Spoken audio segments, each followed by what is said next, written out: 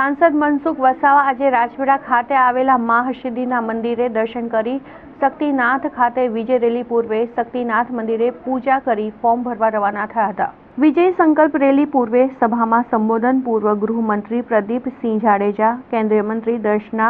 जरदोश, भरूच जिला भाजप प्रमुख मारुति सिंह अटोडरिया,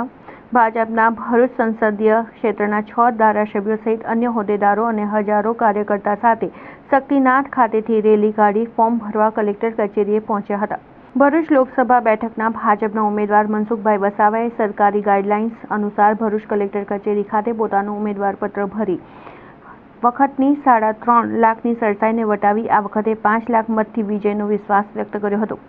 संगठन અને મોદી સરકારના કામથી વિજય નિશ્ચિત હોવાનો દાવો કલેક્ટર કચેરીની બહાર શક્તિ પ્રદર્શન સ્વરૂપે મોટી સંખ્યામાં ટેકેદારો અને કાર્યકરો ઉમટ્યા હતા। ભારતીય જનતા પાર્ટી ભરૂચ લોકસભા માટે મને આ 7મી વખત ઉમેદવારી કરાવી છે।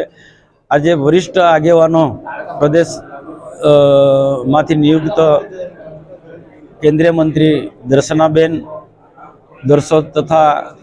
પ્રદીપસિંહજી જાડેજા, પૂર્વ હોમ મિનિસ્ટર,